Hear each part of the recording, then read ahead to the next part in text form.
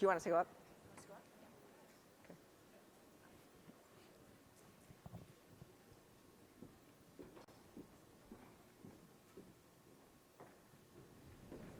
I think I'm right inside. Thanks.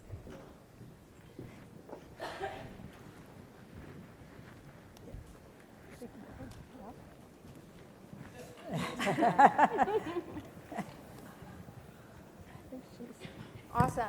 Can you all hear me? I think you can hear me. I have 4 announcements to make before we start. I'm Mina Harris. It's nice to be here with all of you. Cell phones, if you have them, please turn them off. Panelists, if you have cell phones on you, I'm instructed to tell you to put them on the off mode. Twitter, if audience members want to tweet, please tweet. And the hashtag is ACS 2018, and the Twitter handle is ACS Law. CLE, if anyone is seeking CLE credit, the barcode on your name tag must be scanned outside of the door by the greeters there. If you leave the session early, you must be scanned again so that you can receive partial credit. CLE materials can be found on the ACS convention webpage, and there's also a link in the program. Lastly, Q&A, the way we're going to format this is I'll lead a discussion with our panelists, and then during that time, audience members can write down questions on index cards if you all want to ask questions, and at the end, I'll receive the index cards and then facilitate Q&A that way. Everybody set? We're all good? All right, so welcome everyone. I want to start, we'll just start at the end, Catherine, with just 1 to 2 sentence background and bio on who you are. Sure, thank you. Thanks all of you for coming. Thanks for my fellow panelists for doing this with us today. I'm Catherine Lehman. I chair the U.S. Commission on Civil Rights, and I litigate cases as of counsel at the National Center for Youth Law. Before those jobs, I was Assistant Secretary for Civil Rights at the U.S. Department of Education, so I was the Chief Civil Rights Enforcer in schools, enforcing sexual harassment laws, among others. I'm Shira Shendlin, a former United States District Judge in the Southern District of New York for 22 years. I'm now doing arbitration and mediation, but I'm also doing a lot of writing and speaking on gender equity issues. I'm Kalpana Kodagal. I'm a partner at Cohen Milstein Sellers and Toll, where I practice in our civil rights and employment group. And I'm Mina. I'm moderating. I'm in town from San Francisco, where I'm a commissioner on the Commission on the Status of Women. It's awesome to be here. I think this was announced, but I was the vice president of the chapter at my law school, and I was a baby lawyer in DC and started my legal profession here. So great to be with you all. I'm Paul Bland. I'm executive director of a group called Public Justice. Among the different things we litigate a lot of cases involving challenges to forced arbitration clauses, particularly in the employment area, but we've gotten into some areas, other places where forced arbitration shows up in ways that affect gender equities. We've handled cases involving literally women in nursing homes being raped by staff and then not being able to bring a case because they're forced into arbitration. We also do a lot of cases involving gender violence in high schools and colleges, and litigate civil rights cases in that area. We also do a bunch of environmental and consumer cases that aren't quite relevant here.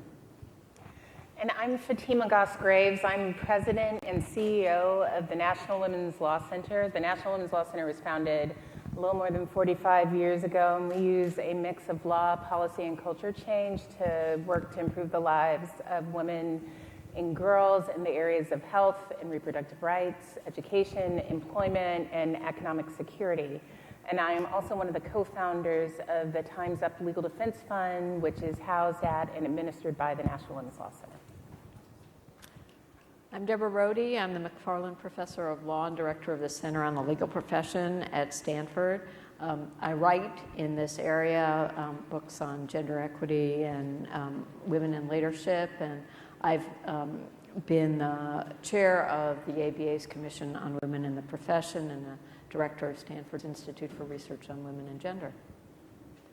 Awesome, thank you.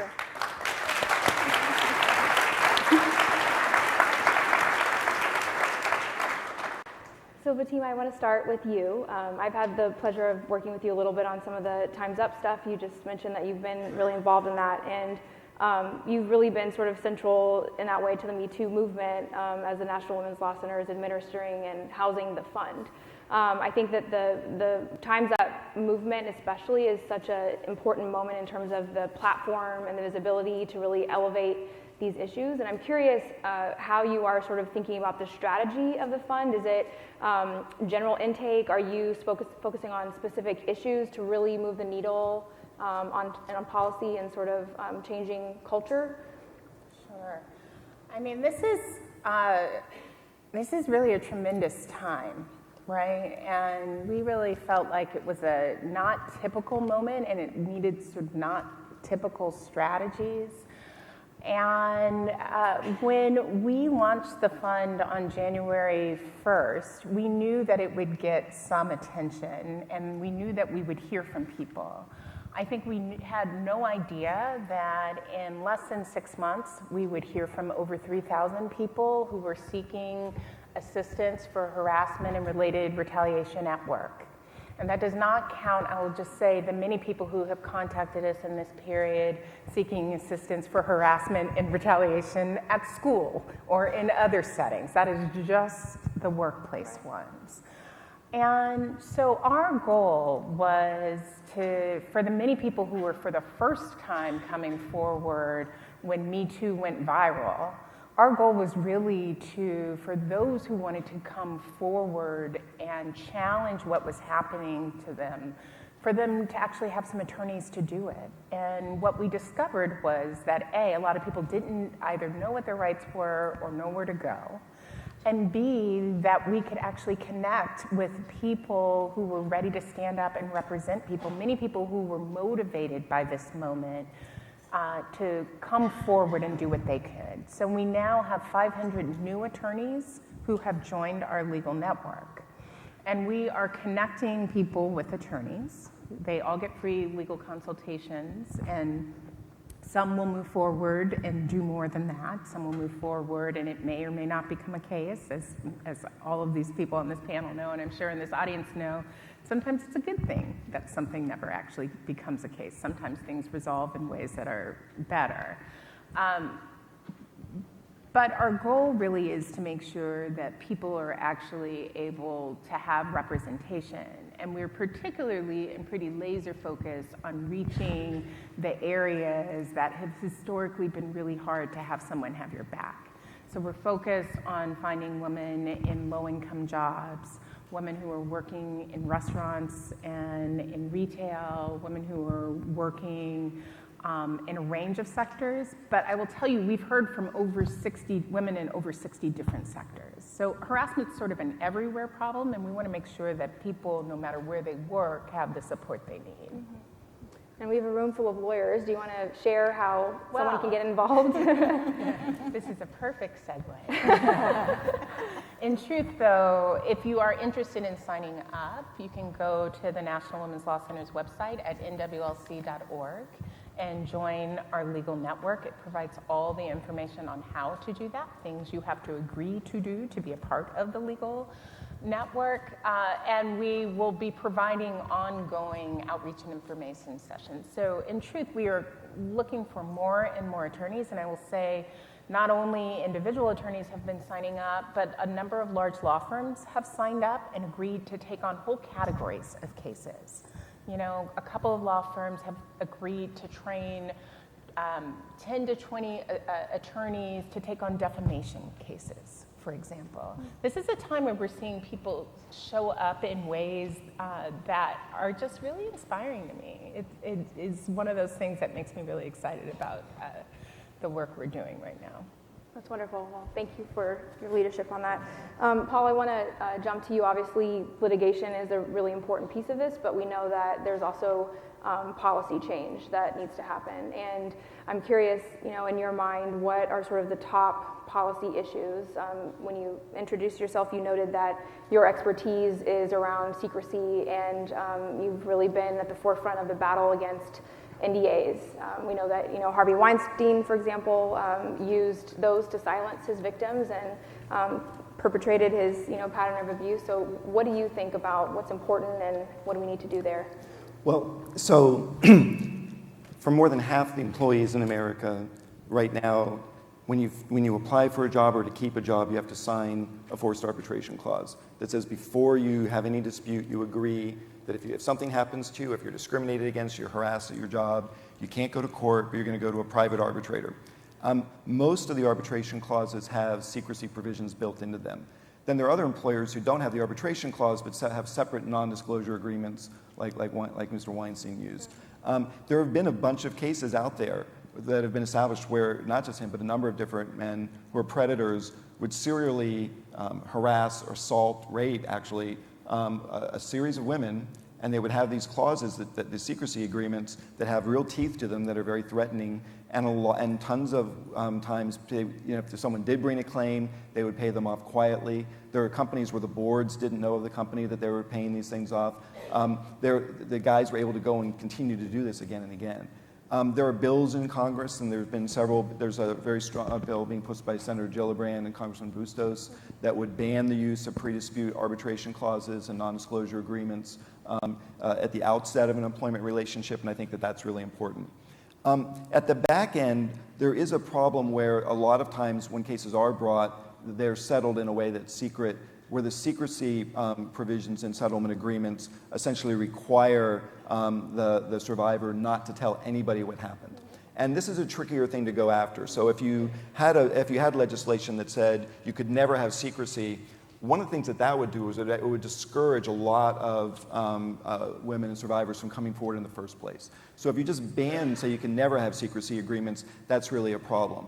One of the things that advocates are looking at are ways to say that the nature of the allegations and what the facts are and the sums of settlements would come out, but there would be privacy for the individuals. Right now, that's not really something that you can work under existing law in general. It's very hard to have a Jane Doe case, or many federal judges are not going to let you have a Jane Doe case in most settings, and so privacy does get blown up, and for a person to come forward, they have to basically identify themselves, which a lot of people aren't willing to. So I think that there's the secrecy element at the back end of settlements of cases that are brought is really something that people have to look at, because there are a bunch of cases that have been settled secretly where women have been assaulted or attacked, and there've already been 5 cases against the guy that have been settled secretly. Right. And that's really, it creates, there's a tension between the rights of people who've already got cases and people who are yet to be attacked, if you will. Right, and it's the point of transparency too, right? To say, oh, this didn't just happen to me, it's happened to 5 other women. This is a true pattern and practice of behavior. And in our cases, almost every time we have a conversation with a client where we say, well, what would you say to another a person who comes forward, one of the things our clients repeatedly say to us is, what I would say to another person is, you are not alone. This happens to a ton of women, and this happens again and again in America. And I think that the secrecy agreements make people feel much more alone than they should feel. Right, and I mean, you've talked about this before, but sort of that confusion between the difference of confidentiality and privacy, right? And in practice, what does that look like in terms of protecting women who want the facts to come out but still want to maintain anonymity? Well, right now it's a very difficult thing to do.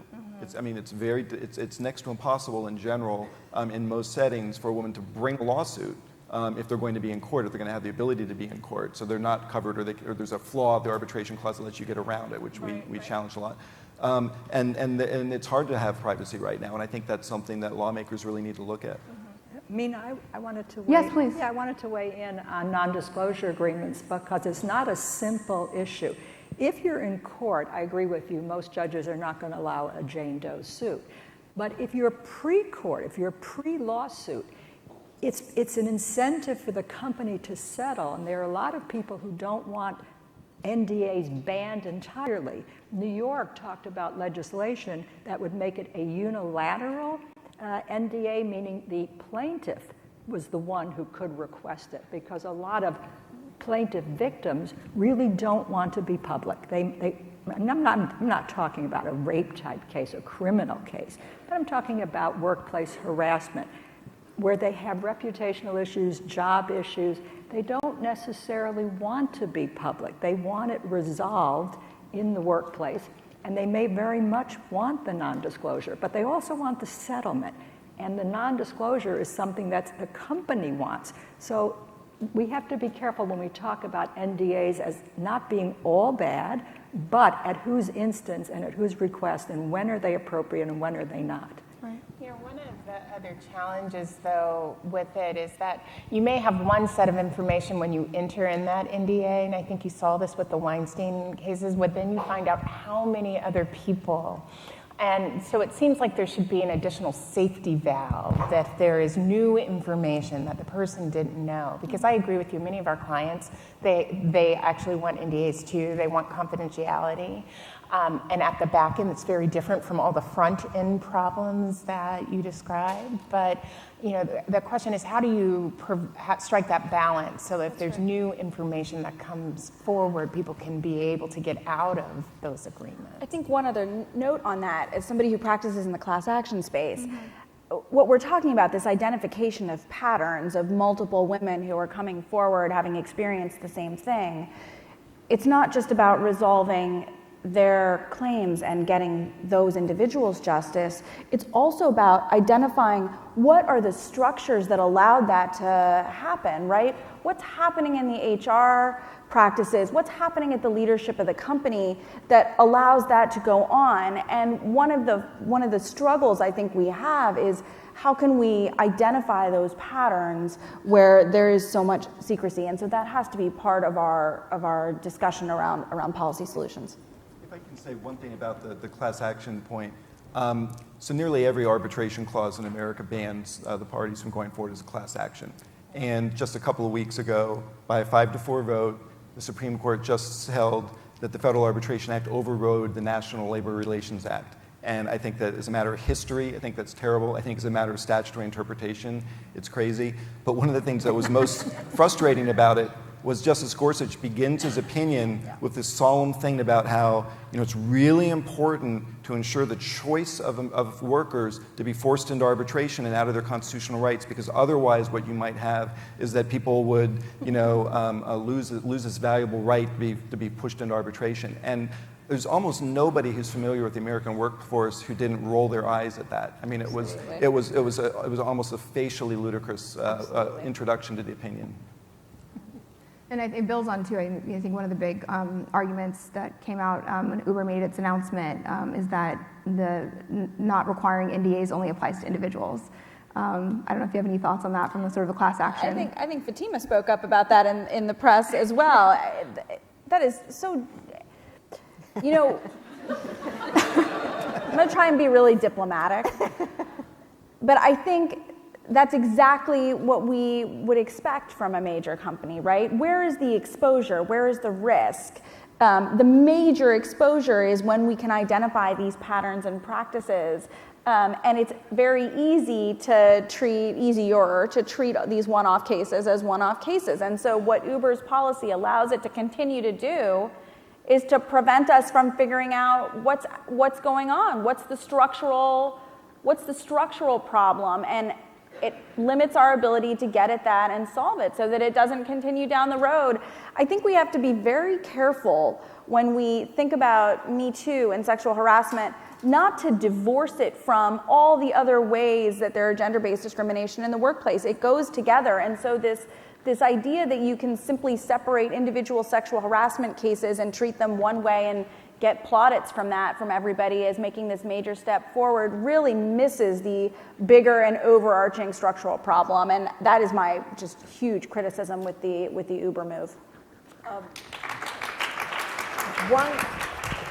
One possible solution to this tension between the individual complainant's desire for privacy and concerns about deterring serial abuse and protecting potential victims has been explored in the context of campus rape, where, and a number of campuses, my own included, allow victims to make a confidential complaint, and then if someone else makes a complaint against the same individual, they get a choice about whether to come forward. And the reason why that's so productive is one of the, I think, lessons we've learned from the Me Too movement is how much power there is in numbers and voice. And if it's just one person, that person can be denigrated and ridiculed and often bought off. But if it's a series of people, and oftentimes one will show that they were only the first penguin off the iceberg. And so creating a structure, thinking about ways to create structures that might enable people to both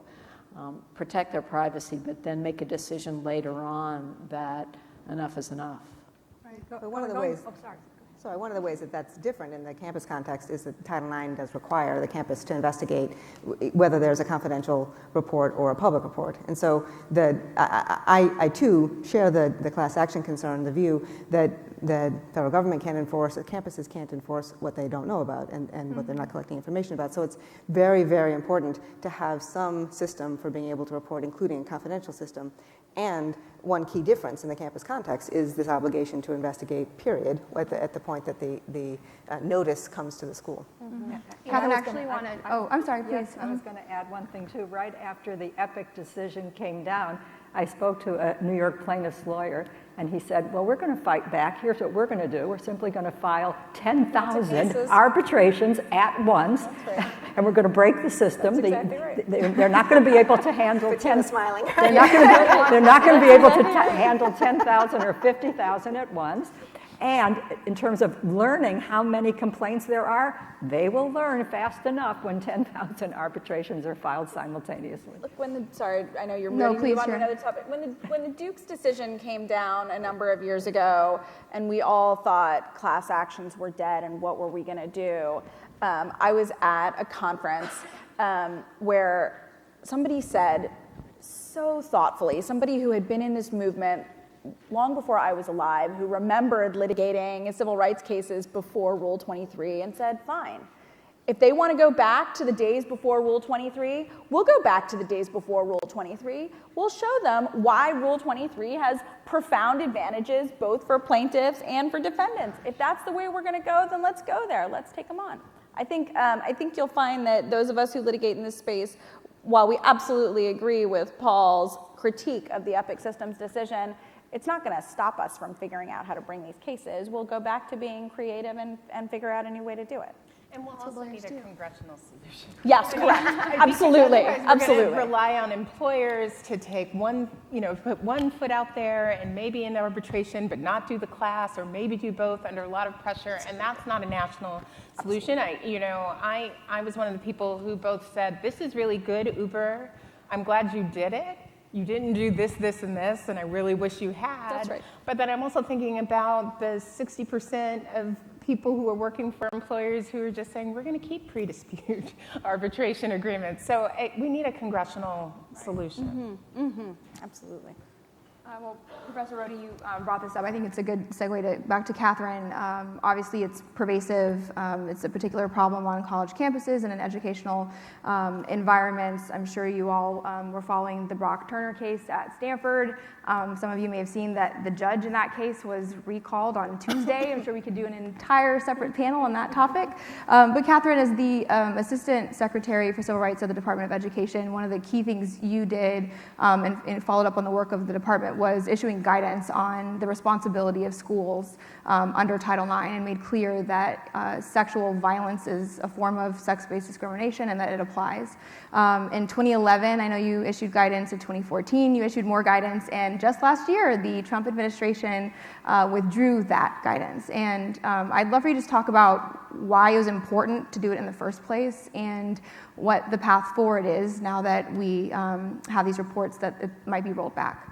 Sure. In fairness, I wasn't there in 2011. Right. Yeah, in Another 2014, secretary yes. issued that guidance, but I was very pleased to issue the 2014 FAQs. Yeah. The guidance role of the department is part of its statutory function, which is to share information with the American public and with the school communities about what the law is, how to satisfy the law, and the ways that the department interprets the law and applies it to particular facts. So it's a really important mechanism to share information about what to do to come into compliance with the law. And I was very pleased in this area, among others, to issue that guidance. I also think that the department speaks forcefully, powerfully in its enforcement work itself. And the resolution agreements that the department negotiates speak to how it applies the law to the facts. We made those agreements public and transparent on the website as well. We issued press releases about them to try to call attention to the issue and to make sure that people understood that the Department of Education is in business to protect student civil rights across the spectrum. And the reality is that the law is essentially unchanged since 1972 on this point. Title IX became law in 1972,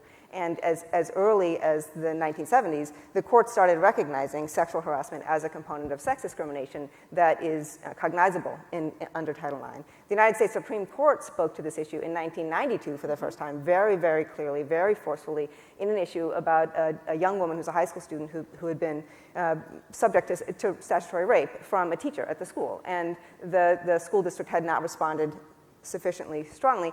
And interestingly, that case, the case that went to the United States Supreme Court in 1992, had first come to the Office for Civil Rights. And the Office for Civil Rights in the Reagan administration had enforced Title IX, recognizing that sexual harassment is a component of Title IX, and had called the school to account. But the United States Supreme Court said that the Office for Civil Rights didn't do enough for that student, that more was necessary as a remedy for that student. So the message from the highest court in the land is that you have to make the student whole who is harmed, and that you have to make sure that the law is, as promised, lived at the desktop for students. I took that very, very seriously. I thought that was very important for us to make sure that our full school communities understood that and that our students lived that. The frustration for me that I felt then, that I feel now, is that all these decades after Title IX became law, all these decades after the highest court in the land has spoken to the importance of this issue, we still have school communities that say, well, this is new to us, we're not really sure, this is maybe a little bit hard, we're trying to figure out whether this is even a responsibility of the school, should this be part of the life of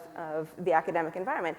It is the part of the life of our students. It is the part of what it is that our school administrators, educators need to ensure is not holding students back from being able to learn. So it was important to me to push a movement on this, to push what kind of change we could live so that my daughters don't experience what I lived in college, what I lived in high school, and that my daughter's friends, that all students around the country are able actually finally to live the promise from Congress. But it took guidance. It took the President of the United States speaking to this issue. It took being forceful and visible in the enforcement work. And it took a student movement that really led us to where we are in Me Too now. They created the space for the employment roller coaster that we're living now, and the kind of tidal change that we're seeing across the country. The unbelievably strong activist students who lobbied the Department of Education, who lobbied their schools, who lobbied press to say, we are not living this anymore. There have been promises made to us, and we're going to move forward. I was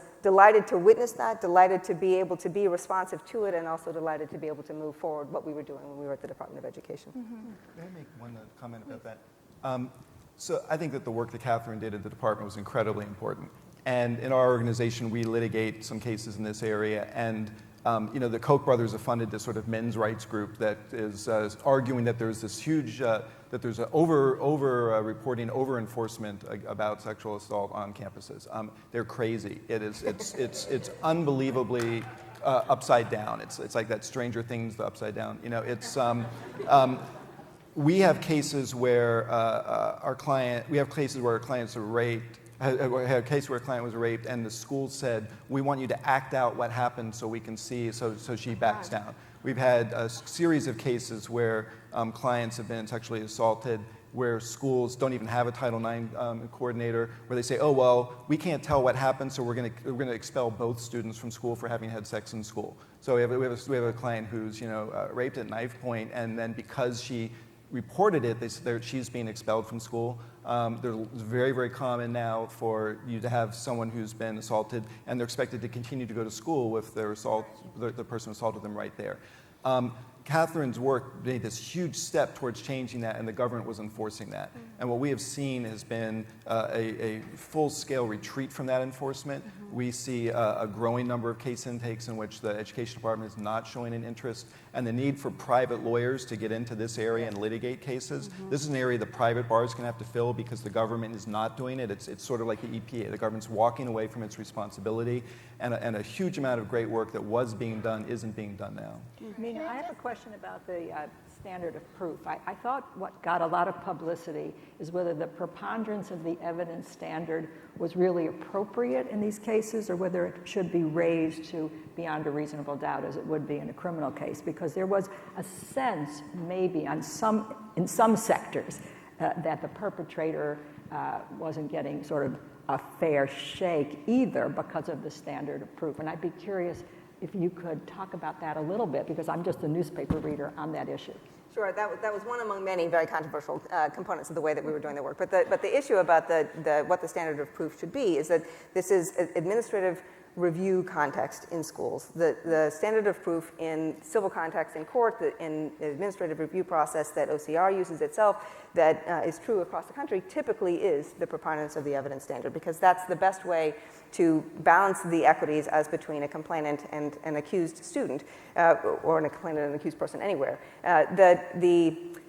Title IX standard requires a prompt and equitable investigation. So OCR interprets the equitable component to require equity as between both parties in the case. That is actually not a new interpretation in the Obama administration. That had been true for decades before the Obama administration as well. It had been the enforcement practice of the Office for Civil Rights, again, for decades before the Obama administration began, but the Obama administration was the first administration actually to call it out in guidance and to highlight that need for schools. It's in fact the standard that most schools already were using, that had articulated a standard for that issue, and that's because it is the equitable standard. So I feel very good about that standard. I think it is the best way to be fair to both parties. I will say also that the Title IX requirements are much, much more stringent in terms of process for accused students than the due process requirements, the constitutional requirements demand. And OCR's guidance, OCR's enforcement practice was and is very respectful, leans over backward to be respectful for accused students as well. That is a myth that had a lot of legs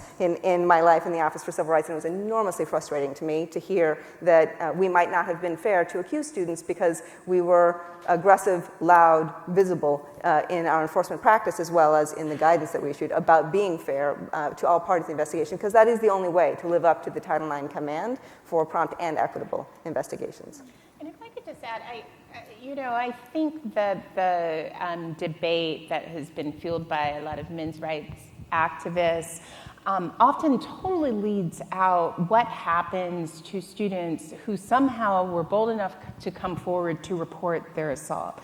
It's a debate that is set up as if they have nothing at stake, where in truth, many of our clients end up leaving school entirely, right? So if they don't get the sort of relief that they need to be able to feel safe and feel whole and actually continue to go to school, which they are entitled to do, that they have a tremendous amount at stake too. And it really, in my mind, is in part what fuels that equity requirement that Catherine is talking about. Right? You have two students who each have a lot at stake. So the outcome of this can't just be weighted and treated like another system, which assumes that only one person has a tremendous amount at stake. The other thing that gets left out of the debate is the reason why you can have a functioning criminal justice system with such a high burden of proof is the government has, subpoena power, has a lot of ways to compel testimony, things that aren't available in a campus disciplinary process. So,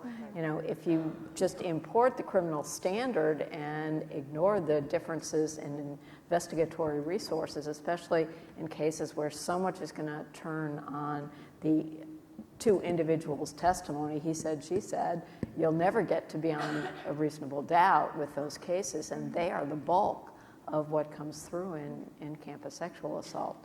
But I think it's important, just because we've been a little bleak here, to not lose sight of just, what an enormous sea change there has been in a very short amount of time on this issue. When I went to college, there wasn't even a term for sexual harassment, let alone a complaint channel. We talked about having a problem with your professor, and the problem was always yours. It was never his.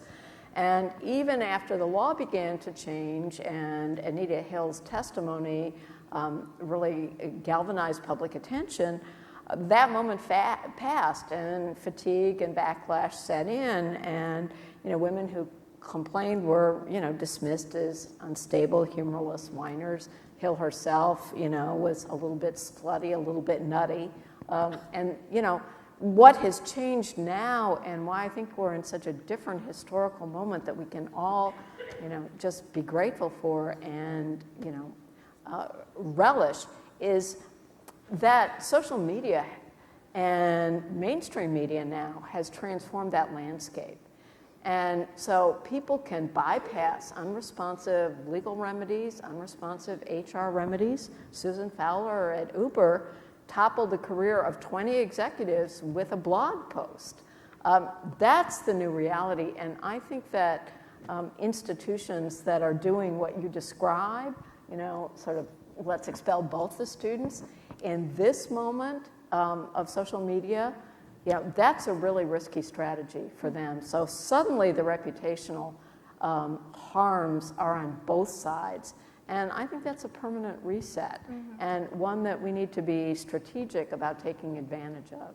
Right. So I want to pick up on the permanent reset point, because I very much hope that's true, and I want to stay positive, but the staying positive is going to be, it's dependent on those in this room. It's dependent on all of us to make sure that it actually is that permanent reset, because we've been here before with legal victories. We've been here before with important social movements about this issue specifically, about sexual harassment, where we say, okay, we can check the box, we understand that that's unlawful, we understand that that's not going to be acceptable in our communities, but we walked away from it in the past. And so the way to hold it now is the Time's Up Legal Fund, is to stay with it, is to be pressing forward still in private litigation, in social media, in traditional media, in talking about what we want for our communities, because it is unbelievable in some ways how rapid the change has been in a span of 4 or 5 years, but also unbelievable how long it took us to get here after so many times that we actually had confirmation that this isn't who we want to be. And so holding it,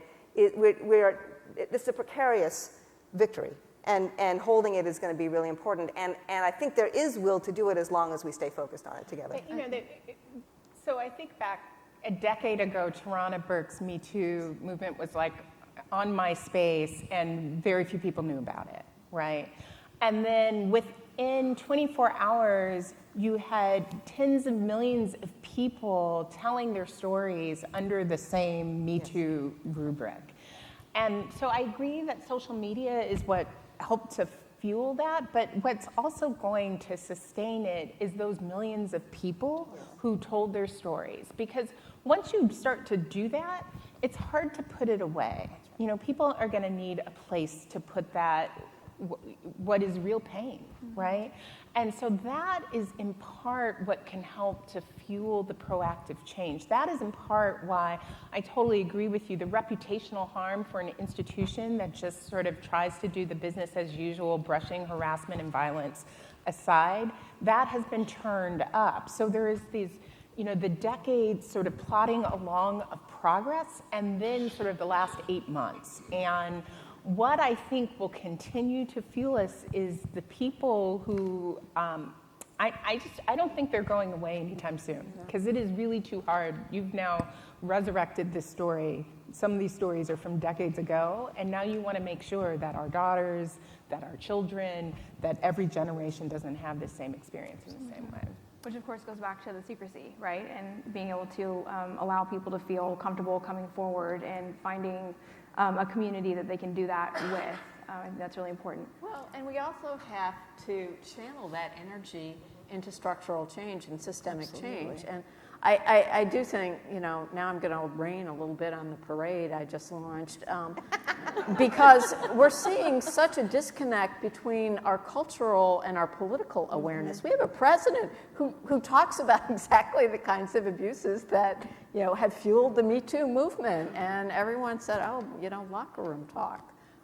So there's a real reluctance still, I think, to hold accountable people in political positions of power, and we've been successful on some, but it's by no means a done deal. So we need everybody in this room who is working to engage people to take that anger and put it someplace constructive.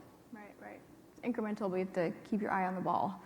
I think part of the point there too is that this has sort of unleashed a broader movement, right? Not just around sexual harassment. And Catherine, I think the work that you are doing is about saying sexual harassment qualifies and the law applies to it. It's a form of discrimination. And Kalp and I want to go to you. Something that we've talked about is that when there are incidents of sexual harassment, it's often an indicator that there are other power imbalances, because that's what's at the heart of it, right?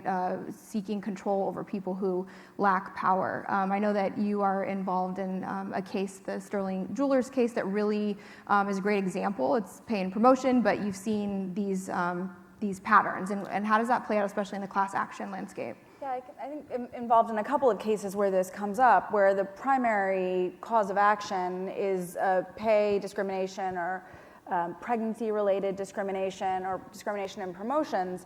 And what you start to see when you talk to more and more women is that accompanying really structural pay and promotion discrimination, and I'm not just talking about disparate treatment, I'm talking about disparate impact, where there's a neutral policy that's set by the company that leads to unequal pay or unequal promotion rates, that when you peel away the onion, what you start to see is at the top of the company, there is also significant evidence of conduct demeaning to women. And it can take a lot of different forms. It can be the kind of classic sexual harassment that we're talking about. It can be examples of sort of individual disparate treatment. You know, you don't have a family to support, he does, so I'm going to pay you less. It can be stereotyping around who's appropriate to be a manager and who's not appropriate to be a manager. But you start to peel away the onion of these pay and promotion policies, and what can be underneath is really problematic leadership at the very top of the company that suggests truly devaluing women relative to men in the workplace. And we see it in class cases a lot. Now, I should say that in the Sterling Jewelers case, which is a really good example from the standpoint of class counsel, Sterling, of course, has vehemently disputed the relevance of that evidence to a pay and promotion case. And so that fight is unfolding, and we will see where it goes. But from the standpoint of class counsel, I think it tells a very powerful story when the decision makers who are involved in setting the pay and promotion practices that are being challenged in the case also have substantial numbers of women coming forward and saying, that person demeaned me, truly demeaned me in the workplace, whether it was sexual harassment or other examples of disparate treatment. So I think that is kind of an important component of this. Lily Ledbetter, for those of you who didn't see it, published what I thought was an incredibly compelling op-ed on Equal Pay Day in April. And she said, we all know this, but she said it so clearly, sexual harassment is not about sex. And pay discrimination is not about pay, it's all about power. And so one of the things that we have to think about here is what are the structures that lead to these kinds of discrimination, the space being possible for these kinds of discrimination to happen in the workplace, and what are those preconditions and how can we root them out? Right, which goes also to prevention, right? I think a lot of the conversation with sexual harassment is reactive, but it's really taking it up a level and saying this is generally about creating equity and opportunity for women and other protected groups. Before I move on, I just want to touch on, you are the co-author of the Inclusion Rider, which I'm sure many of you were Googling during the Academy Awards. Oh, thank you, that's so nice. Thank you.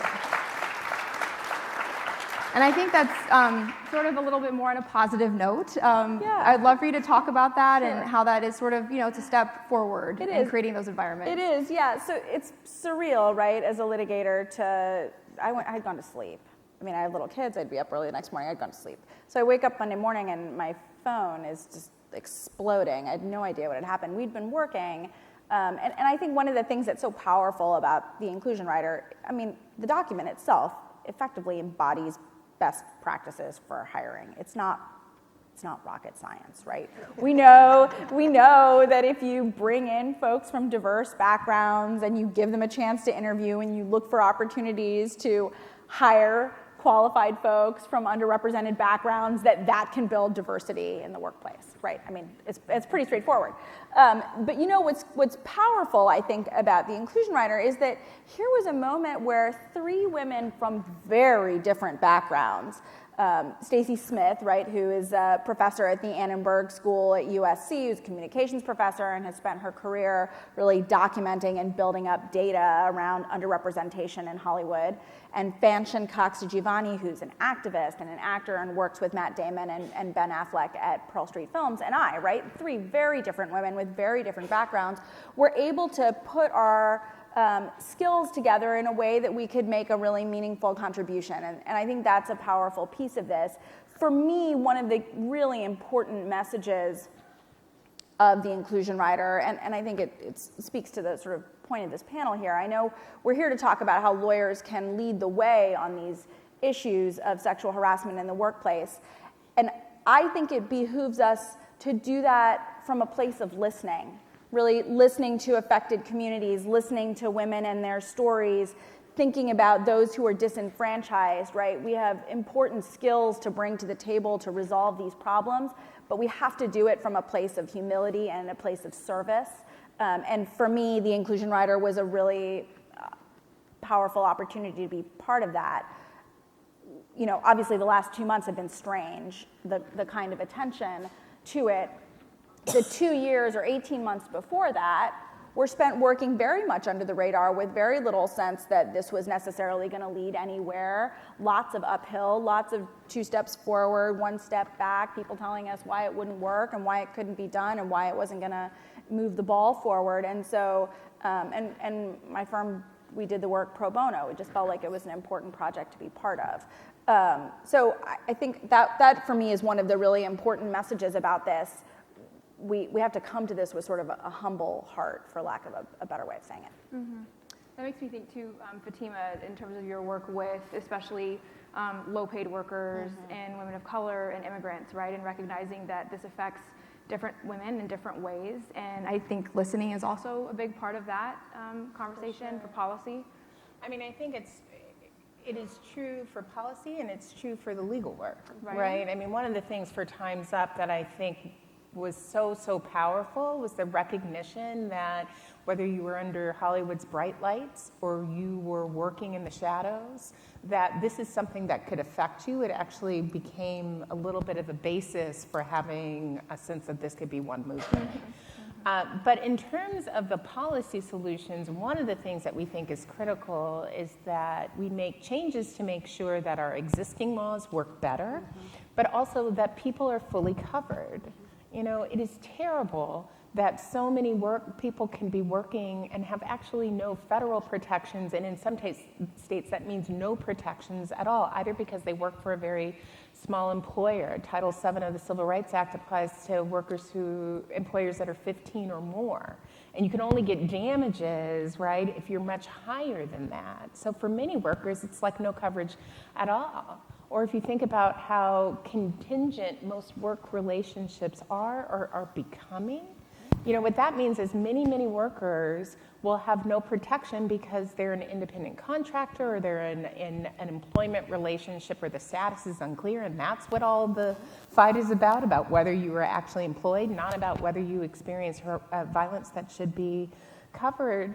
And so for some of the workers, whether you're talking about farm workers or workers in care jobs who might be the only employee, they feel like they're totally unprotected. And when you add on top of that the current situation where we're in, especially around immigration status and the sort of attacks that are coming from this administration, what that means is people, even if they are covered, they know what the risks are for ever reporting that, and they are unlikely to do it. Yeah. So we should all be concerned about that. And I think, for lack of, I don't want to use an overused word, but I think it's overused for a reason. We have to think about how sexual harassment affects different women differently, and that intersectionality, right? If you're an undocumented worker and you're being harassed in the workplace, you are so profoundly vulnerable, and I think we have to think about people of color, we have to think about the LGBT community, and the way that harassment impacts different communities in different ways as part of our sort of diagnosis of these issues. The 2 biggest examples of that probably are the tip workers,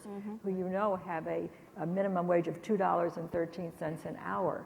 Just think about that. That's their wage requirement because they're supposed to make it up on tips. But if you have to make it up on tips, you better not welcome the unwelcome advances of the customer who's going to give you the tip.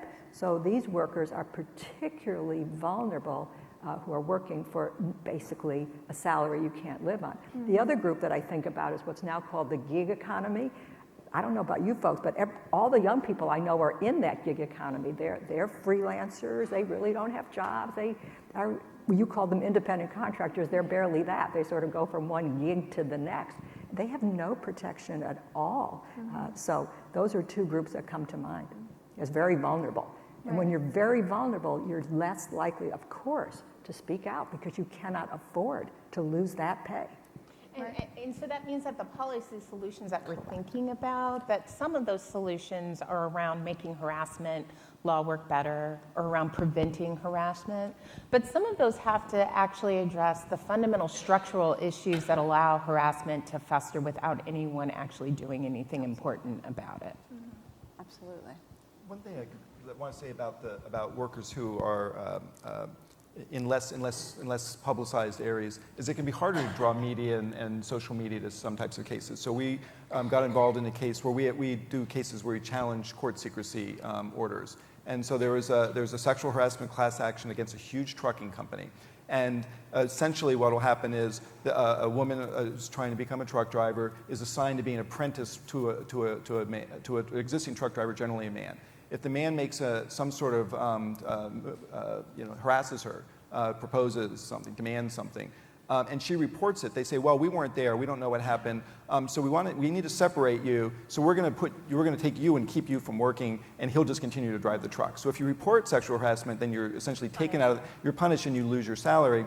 So there's this class action that's going forward, and the company's been able to get a judge to essentially seal all the documents in it. So we came in on behalf of civil rights groups to challenge this secrecy, and our ability to get press coverage or social media interest in this was very, very different from some other types of cases we were involved in. Our ability to draw attention to this. I thought, oh, well, our communications team, we're going to jump on this, we're going to blow this up and make a huge deal out of it.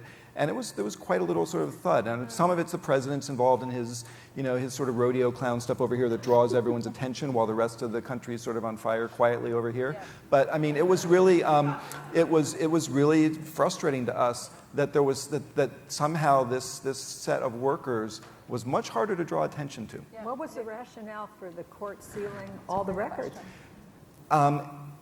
So under Rule 26, the court should set out a basis of good cause. It's a one-sentence order. I mean, so, we see in our court secrecy work a lot of courts entering orders that seal documents where there's really no justification for it, where the plaintiffs go along with it because they're trying to move along. The defendant's basically saying, we're not going to give you anything unless you do this. And so we have terrific success on appeal with these cases, so these are cases that are fun, exciting cases. We get a young lawyer in there, the law's super straightforward, they can go win the case eventually on appeal, but there's a lot of sealing orders for which I think there's no good basis. Yeah, because that kind of reflexive sealing is out of favor. When I first started, judges did that, but by the end of my many years on the bench, we were really given guidance that you have to have reasons, you've got to lay out the reasons, and the presumption is open, not sealed. So I'm just surprised in that case that there was a blanket sealing on a one-sentence order without any findings. I'm really surprised. We have like 8 cases like this going right now, and our intake is quite. I mean, so it's not. It may not be thousands, but we have a lot of cases like this. But if I could just pick up on your point, because part of that tension between the harassment that occurs in the shadows that no one wants to report about, and the attention that some of the Weinstein victims were getting is what led to Time's Up. Yes. When Monica Ramirez spearheaded this really beautiful letter on behalf of hundreds of thousands of farm workers that said to the women in Hollywood, "Dear sisters, we're ready to fight and march for you." Yeah. The women in Hollywood were like, of course, and we want to be with you, and we want to use the platform we had to draw attention to farm workers, to restaurant workers, to care workers, to the many, many workers that have really high rates of harassment and violence, and people just don't want to tell their stories. So that strategy is a hard strategy because people are still, the media is still most impressed with bright lights, right, and stars.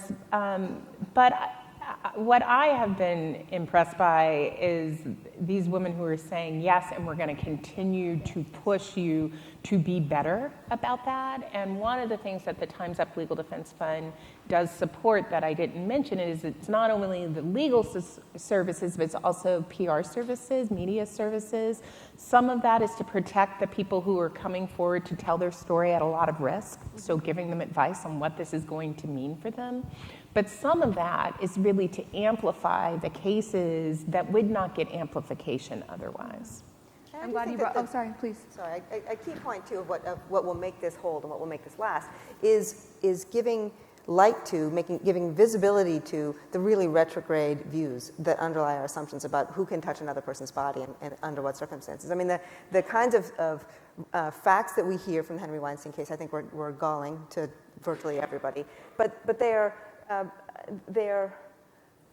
a thumbnail of what we see. I mean, what I saw in schools, in this century, having schools say about a K-12 student who was raped in her band room that she needed to be disciplined, that she was disciplined for lewd conduct, for having had sex at school. And her mother went to the school on her behalf and said this was rape. She reported rape. It wasn't lewd conduct. She was nothing consensual about it.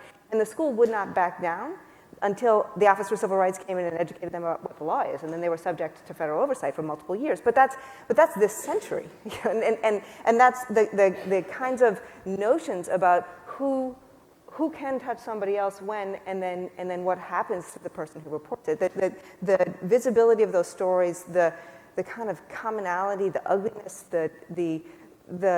we all need to take a step back and think about what this says about us as a society, that we accept that way of treating another person, that way of thinking about another person. I grew up reading Deborah Rhody's scholarship in law school. I grew up, I became a lawyer. I went to law school just as Justice Ginsburg was coming to the court. I grew up in a time that was profoundly feminist in its aspirations about what the law would be, and I am stunned by how retrograde what we still see in the way that we interact with other people, the way that we judge other people, the way that we decide what can and cannot take place in school. And so lifting up what is real about that and what that says about us as a society is how we will move forward, I think. Mm-hmm.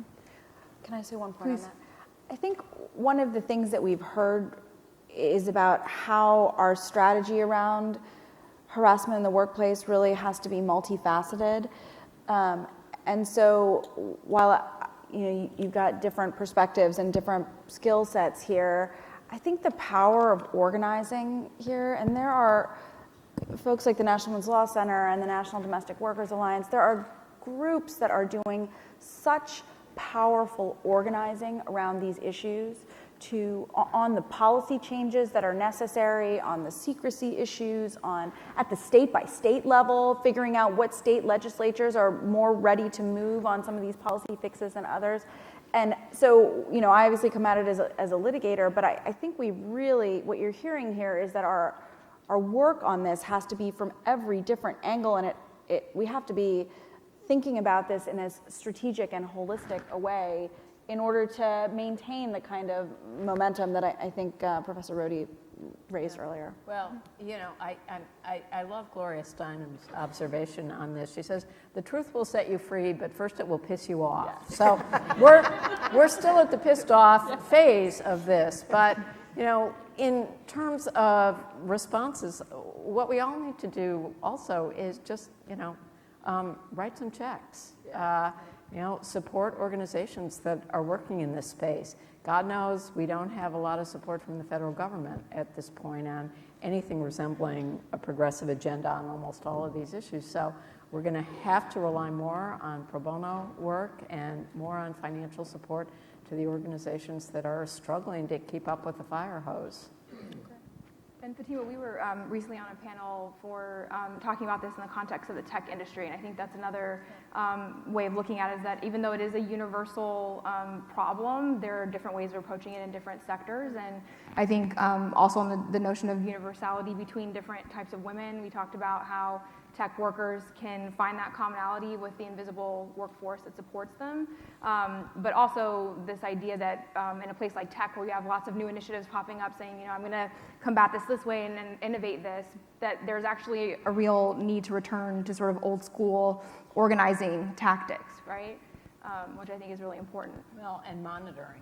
Yes, yes. You know, hell is paved with good intentions, but somebody's got to count the, you know, pay attention to the results and force much more transparency. You know, we as a country spend fortunes on training around sex harassment and bias, and we have diddly evidence that it's effective.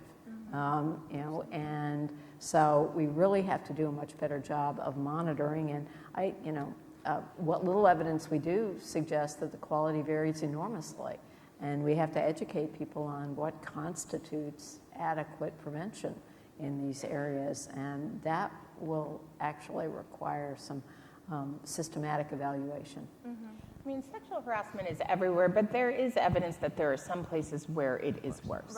Right. There are some places where the cultural norms allow it to fester out in the open with little regard to the people who are harmed in the process. And so I actually think there is real need to do some deep industry dives. I think the tech sector is one of those places that part of the ethos, like the sort of Wild West ethos and, you know, startup nature of it allowed some practices to be totally not checked for far too long, right? So there's a need to do deep dives there, deep dives in a lot of low-wage sectors that, again, I mean, Catherine, I thought you put this beautifully about who can be touched and why, who could be harassed and why, what is typical day to day. But in truth, we need some national solutions too. So I see these as part of each part of the puzzle. You know, we have some wide open space in my mind, room still for some industry leaders to be able to sort of say, actually, for our sector, here's what we're going to do right away.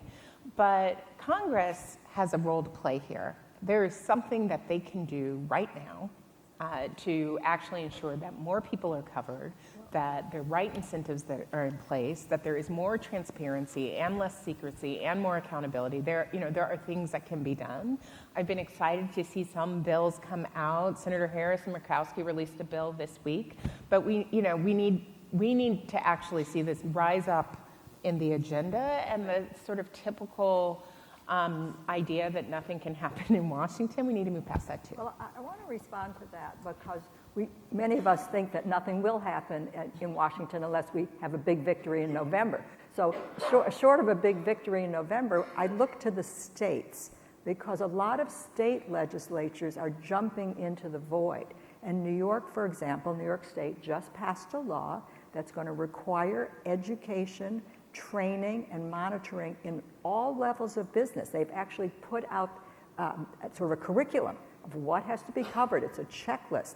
Every company has to have a complaint procedure. Here's where you can complain. Here's what you have to train on. Here's how it has to be done, live, not video. There's all kinds of, it's a very detailed set of regulations. So in the absence of a big victory in November that may get Congress to do something, we need to look to the states.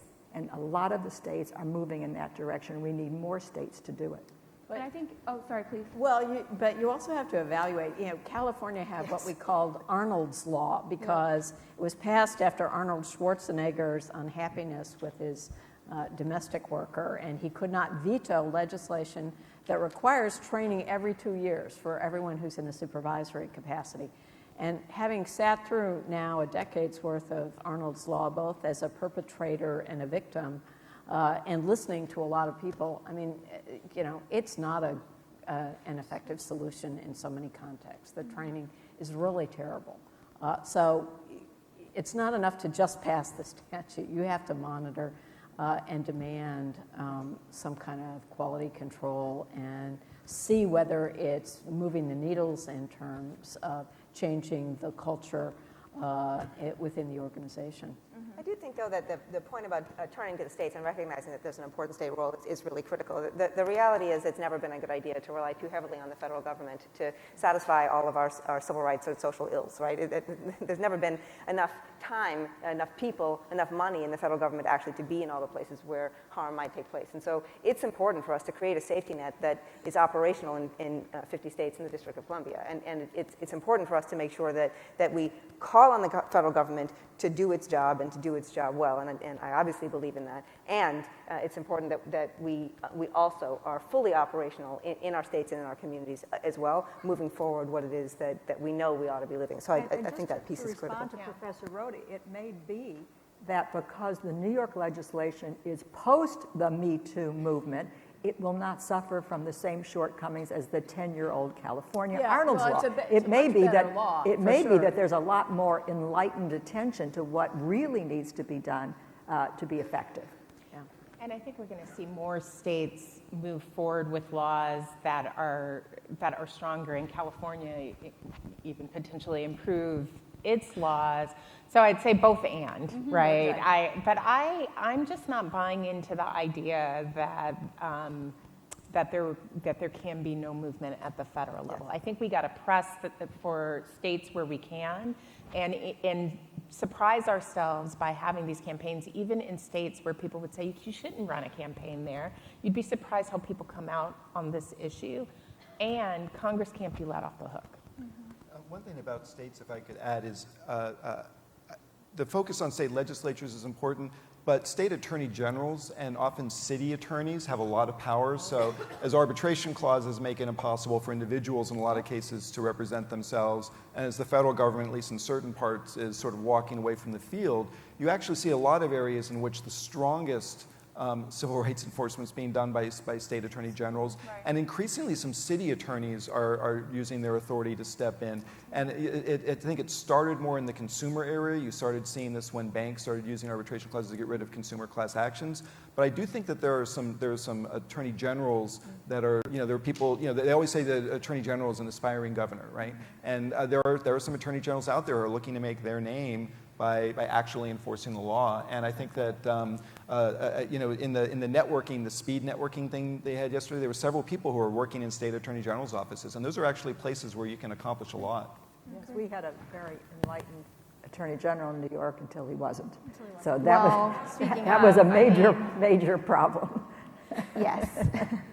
I think the overarching message is that we need to pursue this vigorously on all fronts, right? There's an intersection in all of these things in terms of the law and federal and state. One thing I'm curious about, I think, for Fatima and Catherine, are that, we're all lawyers, and so that's the perspective that we're looking at this from. But where is the intersection between the law and culture, and the role that lawyers can play, not just to come in and say this is illegal and using that method, but to say, for example, in schools or in tech companies, that there's a role we can play actually in shifting the culture and the power imbalance that creates this.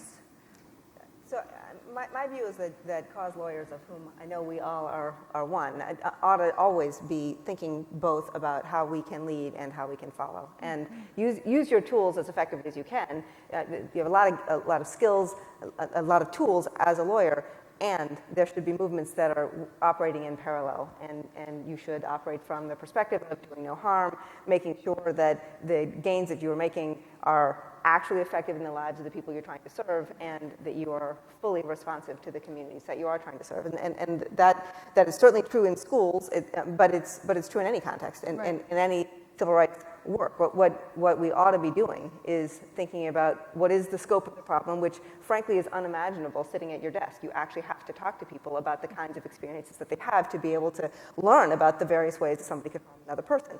And then what ex ante do you think will work to try to solve the problem and tilt as hard as you can at the windmill to succeed in achieving that end goal, and recognize that you're probably going to need to amend, think about it differently, and in the process of implementation moving forward, to make sure that the promises actually are lived. And all those pieces are fully necessary in this context, and frankly fully necessary in any context that you would be doing that is social justice work.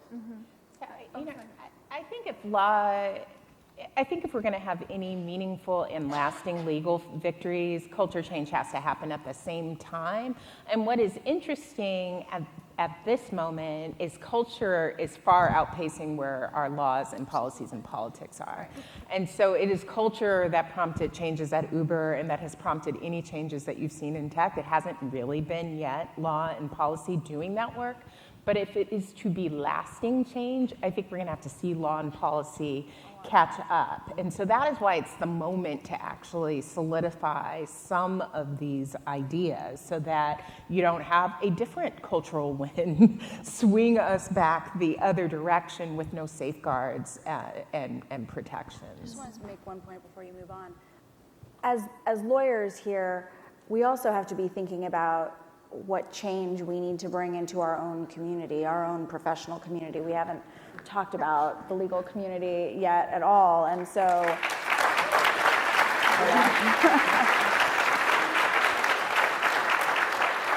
I was getting to it. yeah, no, you were going to it. I'll let you go there. I just want to think about being a change maker in your own space. Yes, we can all be community organizers. I think that's one of the bigger points too. So Judge Shinlin, I did want to talk to you about this. When we are asking ourselves, is there a meaningful change? Are we in this moment that's going to last? And we're seeing sort of different efforts. You were, and you have a unique perspective, I think, especially on the condition and status of women in the legal profession, both from 27 years on the bench, and recently you were involved on the New York Bar Association's Task Force for Women in an observational study. Yeah. And I'm curious about what your findings were. Okay, so this is a really different topic. We're going to have to leave sexual harassment and sexual assault and all of that for a moment. This was not the focus of the study.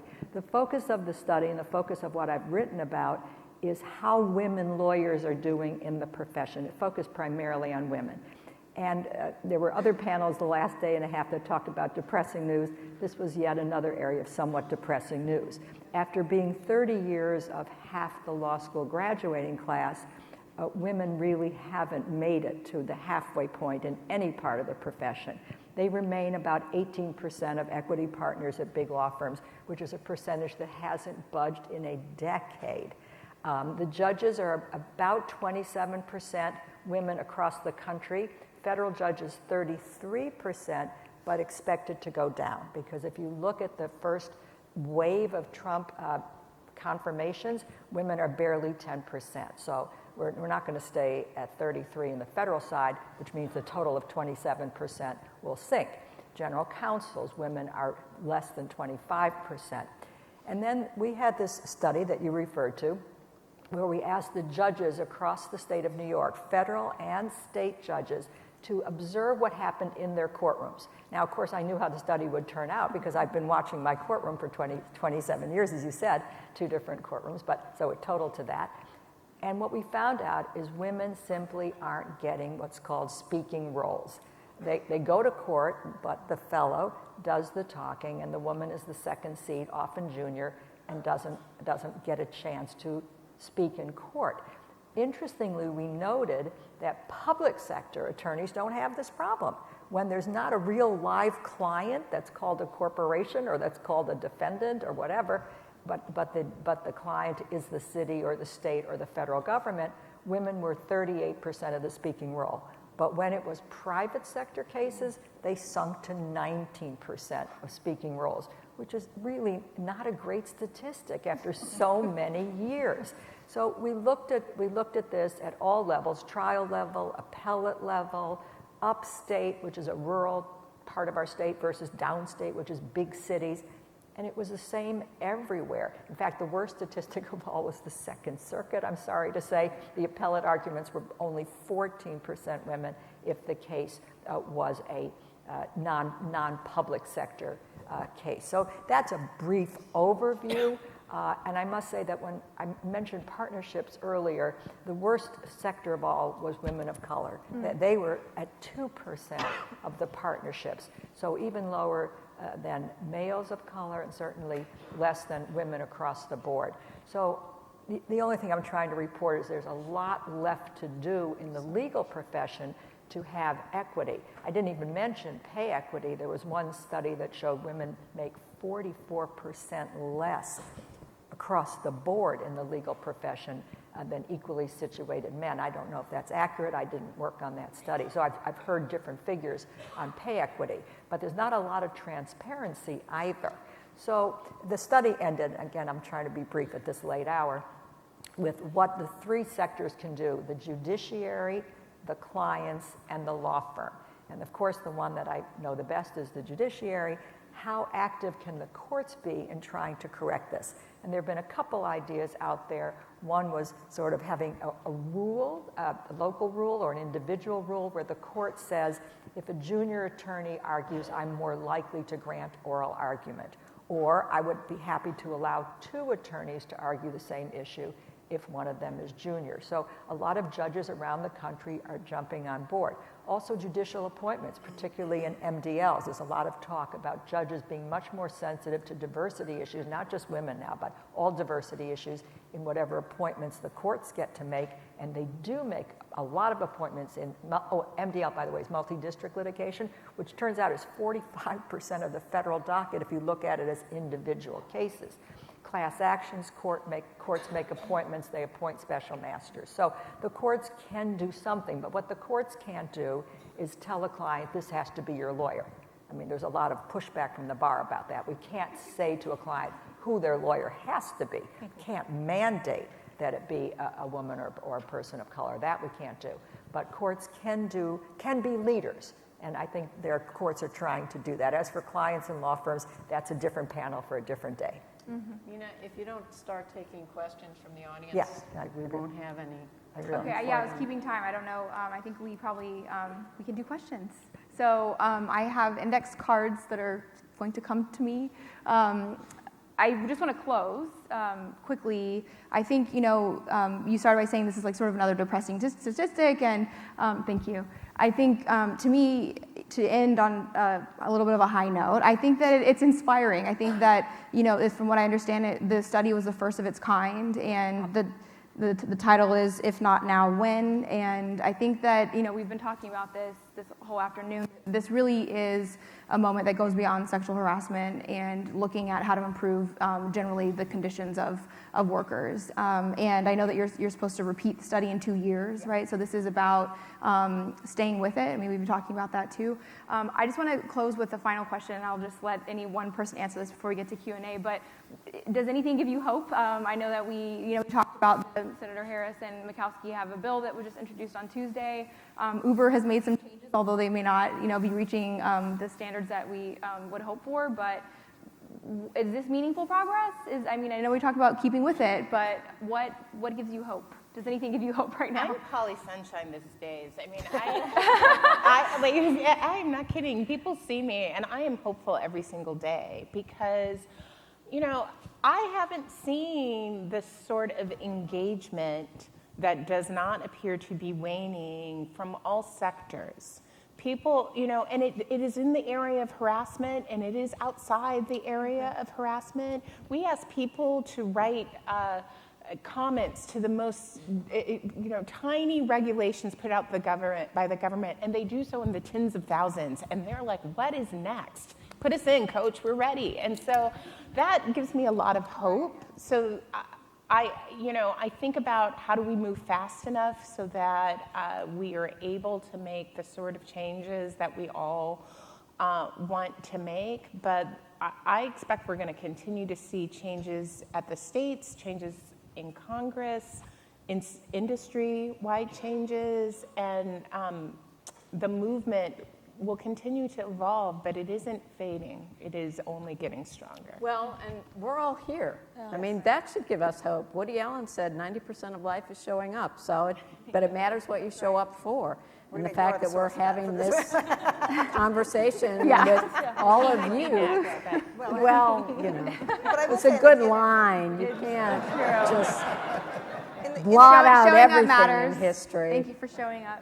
In the campus space also, notwithstanding a really profound permission structure from this administration to reverse course and go backwards, I have not seen any college, university, any state, any school district to say we're not going to keep moving forward, and that's incredible momentum to say that we are going to respond to what has been a 1972 promise that should be lived. We're responding to the students who are demanding that of us, and to know that my colleagues here on this panel, my colleagues here in this room, around this country, plan continue to hold the feet to the fire to make sure that our students are safe. It's very exciting.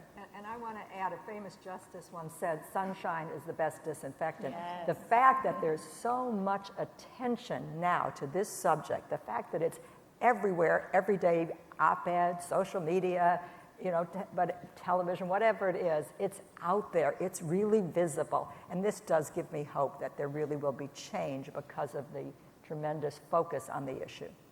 Awesome. Well, ready for Q&A? All right. I was avoiding this question, but I'm happy that somebody asked it so that now I can pose it to the panel. I will ask it as a general question, and I'm looking at Professor Rodi because I maybe think you might want to answer it. How can the goals of Me Too be accomplished while not undermining the goals of criminal justice reform? For example, the recall of Judge Aaron Persky in California was rightly criticized by many progressives for creating incentives towards over-incarceration, harsh sentencing. Do you have a response for that one? Well, I do. For those of you who don't know, the recall was of a judge who sentenced someone who raped an unconscious young woman behind a dumpster after a fraternity party to 6 months in prison, which was then shortened to 3 months. You know, the sentence was egregious and indefensible, but it was within his guidelines. That was what the probation department suggested.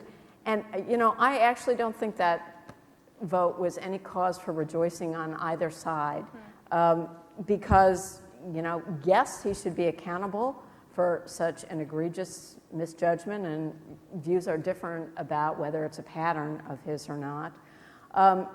But every incentive in this country is against leniency by the courts, and the result has been mass incarceration and the enormous, devastating, staggering costs of that, especially for communities of color. And to start punishing judges and send them a signal that this is what a lenient sentence will get you is just a terrible precedent. And, you know, you would hope that the voters could, you know, make some distinctions, but, you know, certainly in a lot of elections that have been around lock 'em up issues, right, you can't fully have that confidence. So, you know, I think this one was a real mixed message, alas. And I'm sorry the recall vote went forward. I think it would have been better to just shame him, force him off these kinds of cases, and send the signal in other ways that don't make other judges so terrified of showing mercy. Right. So the next question is, and we sort of touched on this but didn't quite get into it. Can lawyers take the lead if we have not gotten our own house in order? How should the legal profession think about reforming our own norms around workplace culture to lead from a position of being a model profession? So another hat that I wear is that I chair my own firm's hiring and diversity committee work. And in that capacity, we've done quite well on certain metrics and not as well on other metrics. And the thing that I say internally, and I will say it here, is that internal change makers always take a little bit of heat or a lot of heat. And there are studies out there about how women and women of color who play that role in their workplaces take particular heat. But the thing I say to my partners is that we have to be very careful not to kind of pat ourselves on the back. The work is never done. We have to continue to work at it, to continue to evaluate our workplace practices, to continue to create spaces for complaints, to continue to study our pay equity and our promotion rates. We have to stay with it because the sort of work of diversity and inclusion is just that. It's work. It's not sort of a project and then you're finished and then you move on. And so I would say to those folks who are considering these issues, there are lots of dimensions of them in our own workplaces, and we need to bring the same level of critique and the same standards that we bring to all of these other companies and workplaces to our own. And there are folks who are doing that work, and there are folks who can support you if that's work you want to be engaged in. I want to jump in here also, because it does relate to the statistics I gave you before. It's about power. It's the abuse of power. So as long as the power structure is all male or overwhelmingly male, there's a lot going on that hasn't sort of been exposed yet. And you hear it anecdotally. You hear women talking about what's happened in their law firms or in their law practices that they haven't complained about, at least up till now. Now there are some pay equity lawsuits going on, but not too many sexual harassment ones in the legal profession, although in the judiciary we had one or two high-profile ones. But the point is, as women gain equal power, and when they become the managing partner or the head of litigation or whatever it is, in equal percentages, I would hope that we won't have that dominance issue that eventually has led in the past to harassment. So the two issues are related. There's no doubt in my mind. I mean, one of the other things that is true from the intake we've gotten from the Times Up Legal Defense Fund, which I think matches the surveys that have been out there, is that complaints of harassment usually come together with retaliation. And that retaliation can be in your current setting, or it can be potentially career-ending and lifelong and follow you forever. And those are the stakes that people have, especially in the legal profession, in terms of deciding whether to come forward. And my sort of, because I'm hopeful today, my glimmer of hope is that the cultural shift that's happening now, I think will mean that organizations that do not figure out how to get ahead of it and do the sort of work that you were describing are going to suffer very severe reputational harm from their clients. They'll have difficulties recruiting. One of the things that's, again, to point to student leaders that has been really interesting to see is that student leaders have been driving all sorts of changes. One of the changes that they're looking at is sort of going back at the law firms who have put in these pre-dispute arbitration clauses for the first time, some of them. Yeah. And they're asking questions. They're requiring it not only be publicly disclosed at the time for on-campus interviews, but they're pressing their law schools to say, these people can't interview on our campus if they're going to have those sorts of clauses. So the sorts of business as usual things that organizations did that protected abusers, that cannot be the way people approach it if they want to think about this from a business generation perspective. Absolutely. One thing about retaliation is, just to play in the first four weeks, so I've been pretty harshly critical for the last 10 years of the direction of the U.S. Supreme Court on most civil justice issues. I mean, from the perspective of a plaintiff's lawyer, on 19 out of 20 issues, it seems like things are heading backwards again and again, frequently by 5 to 4 votes. Retaliation claims in the employment area is actually an area where the law's gotten a little better. And it's been very interesting. And we actually have a number of cases in our office where the retaliation claims turn out to be more potent and a better way of getting a good recovery than the underlying discrimination claims. Mm-hmm. And so I totally take your point that retaliation is really widespread, but this is also an area where I think that sort of market forces, if plaintiffs' lawyers can win enough of these cases, that you can maybe raise the price of that a lot. Yeah, that's a good point. This is sort of a related follow-up question. With stories about Al Franken, the Center for American Progress, and others, what is the responsibility of progressives to react and proactively prevent harassment in our own ranks? So thinking about progressives rather than necessarily, in the legal profession. I think we're making the world that we want to live in, right? And we need to hold ourselves to the same standard that we would hold somebody else to. And that means creating a set of norms about what is and is not acceptable and being consistent about that. So putting aside any particular legislator, any particular employment context, in all of our contexts, we want to be operating toward greater equity. And that has to be something that we mean in our social and our political and our professional circles, as well as in the circles that we're not in. Mm-hmm. It's sort of I see my job as keeping very laser focused on survivors and doing the sorts of things that mean healing for them and justice for them. And so you're never going to see me mourning the loss of important people in life. But what I will say is that the big lesson that we're continuing to learn because of the many, many Me Too stories that are out there is that harassment can happen everywhere, and there's not one idea of who could be an abuser, and there's also not one idea of who could have experienced abuse. And so, you know, it's okay to be disappointed, right? It's okay to be disappointed in our friends. It's okay to be disappointed in the institutions that got it wrong. And we need to be focused on how do we continue to get it right so that the next survivor does not have this experience. And so that's sort of where I begin and end, and you know, you could be my best friend organization, and we just got to get it right, or you can be a leading figure who we love. But I'm just no longer also surprised. Yeah.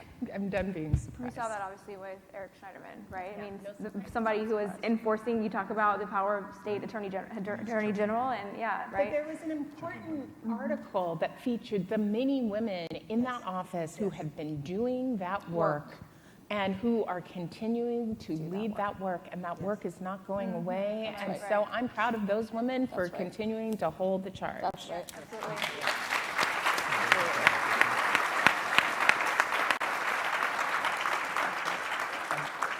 One thing I want to say that the reference to Senator Franken brought up for me was a lot of younger people in my sphere you know, I'm sort of professionally on the left, before the election were saying to me things like, well, you know, they're all equally bad. It's, you know, there's no point in caring or fighting about everything because everyone's the same. Okay, well, there was this big segment of America that all got pulled together and said, Roy Moore is on our team. He's part of our tribe. We're going to fight for him no matter what. And there's another segment of America that said, Al Franken's on our team. He's been, you know, a real hard player. There are 7 women who've come out with, you know, collaborated allegations against him, and it's not okay. And you know, Senator Gillibrand jumped up first, but you know, the people who say everyone's the same, there was a difference between the tribes. And I think that some of the people I know who sort of throw up their hands and I'm going to vote for Jill Stein or whatever, I think that there's a rush towards apathy and to hell with it that I think that people get out and make a mistake when they do that sometimes. Fatima, I want to ask this question of you, and I think Judge Shinlin, you also weighed in on this a little bit earlier, but in terms of the National Women's Law Center's work around really vulnerable populations, women of color, immigrant workers, this question is, one of the original goals of the Me Too movement when it began was to address the problems faced by women in marginalized communities, not white, straight, relatively well-off women. Has this been lost in the larger public discussion? And how do we craft policies that address the unique problems of women in marginalized communities? So I think that's our focus too, right? That our focus is on ensuring that women whose stories would not be told, women who would not have the resources or you know, the bright light to fight back will get that sort of support. But we aren't doing it just in isolation, and they aren't doing it just in isolation. And I think what is possible in this moment is the idea that across sector, across industry, even the most influential women, people who have all sorts of financial and other power, can also care about the women who may not even be covered by our laws. Right? So the idea that we can have one movement is what has been really exciting to me. And just to say one thing about Me Too is that I think that, and a lot of people, including Tarana Burke, have continued to try to explain what Me Too is about. It's not about powerful men falling. It's not about you know, whatever exciting headline is grabbing everyone's attention. It is about survivors and their healing, and especially those who have been outside the conversation, which in this country looks like women of color, and in this country looks like low-income women. I do want to add something here. One thing we haven't talked about much is victims of domestic violence. And this is a very important area to discuss, because so often those women are of what you termed marginalized communities. Undocumented people who are victims of domestic violence are not going to come forward today with all the push to deport immigrants, there's no way they want to be involved with the courts, with law enforcement. They're simply not going to report it. They're going to tolerate it. Even women who outside the immigration context, they are living on benefits, and the benefits often come through the abuser, and they really have economic issues in making reports. So there's a whole group of marginalized people who tend to be poor and often people of color who are not maybe yet being swept up enough in this movement. And we need to think about victims of domestic violence. I also think we don't want to lose sight of who built this movement for us. The case that went to the United States Supreme Court first that cemented the reality that Title VII covers sexual harassment, that was on behalf of a black woman. Anita Hill is a black woman. The very first, the 1970s cases that first litigated the issue about Title IX's applicability in the sexual harassment context, black women plaintiffs. There is a myth that this is a white women's movement, or this is a problem that white women are able to come forward with. But the investigations that I led, that I saw at the Office for Civil Rights, included people of color on both sides of the V. And the people who have built this movement for us have very much included and been led by people of color. So this is... And that's who's leading this movement now, Yes. too. I mean, Yes. there's sort of this misnomer that there's some other group of non-women of color who are the ones who are really leading the movement. That is, being deep enough into it to think that that's not what's happening. So it's Alabama, right? Same thing. Right. I mean, it's sort of, but whether the black women who led the work in Alabama get the recognition for that Right. work, Exactly. that's a Right. different question. Right. Can I add one additional layer to this issue of sort of low-wage workers and low-wage women? I think we also have to think about the other lenses through which we can advocate for low-wage workers and women of color. And those are the wage and hour laws. And we haven't, obviously that's sort of a tangent to this topic, but it really reinforces the various ways that women and women of color are significantly impacted in the workplace. And it's another lens, another layer, another way in which they're disenfranchised. And the corollary is that those wage and hour laws provide us another tool to be of service to that community and lifting them up. And Judge Shinlin touched on that too with Right. the tip workers, right? Absolutely, that's right. And whether you're talking about one fair wage or the ways in which farm workers and care workers are treated so terribly by our wage and hour laws, there's no way to disconnect that from the harassment that they experience. Exactly. So this goes sort of to what we've been talking about around power imbalance and controlling behaviors. The question is, at our law school, female students are highly encouraged to wear skirts for interviews and events. We have been told that some jurisdictions have rules requiring women attorneys to wear skirts to argue in court.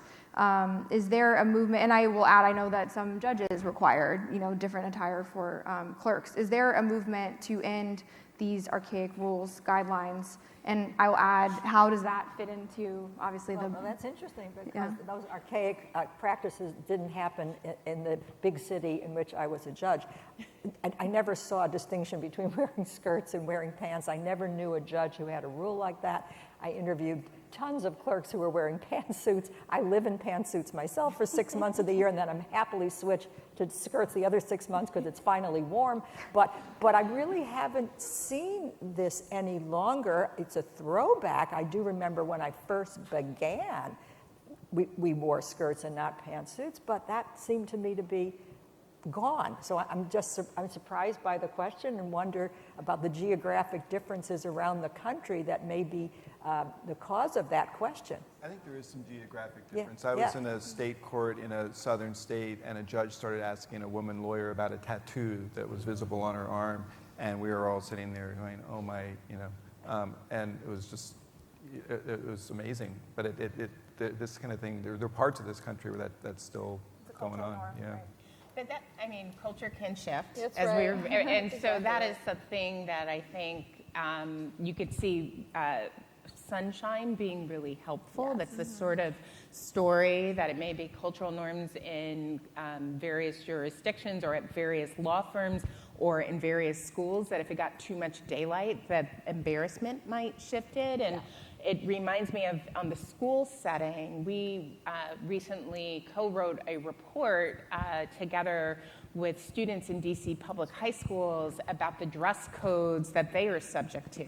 And for those students in school, it can mean punishment for having what is deemed an unfit dress code. And the report has pictures of them in it of what they were actually wearing when they received those discipline actions. And they look like teenagers to me, but it sends a message to them from the moment that they enter school that their bodies and the way that they're perceived are too much of a distraction for them to learn. And the idea that we would carry that over into the workplace or into graduate schools or into courtrooms is ridiculous. And also on the topic of inequality and the way that all these systems overlap, of course we know that this is disproportionately enforced against young girls of color, that punishment is then leads to prison oftentimes with the pipeline. Well, that's right. I mean, one of the things that we were able to document and the girls were surveying is that many times they had very similar outfits to their white classmates, and they were subject to discipline and their white classmates were not.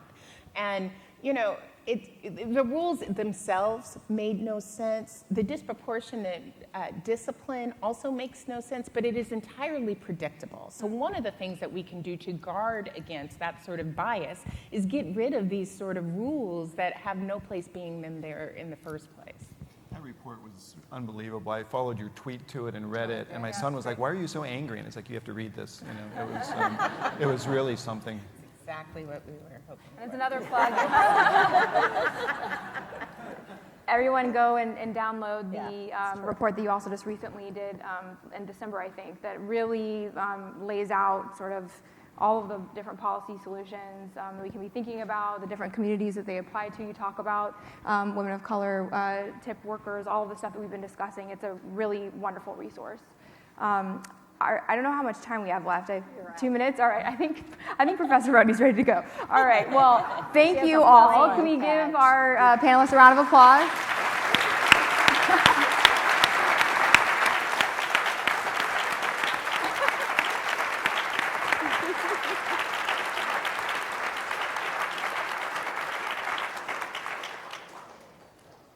Oh, wait, I have an announcement. Sorry, I forgot about this. Not letting you go. All right, the reception and volunteer fair begin immediately after this panel. The reception is in the Congressional Senate room, and the volunteer fair is located in the upper lobby. Volunteers will be on site to help direct you there. Thank you all.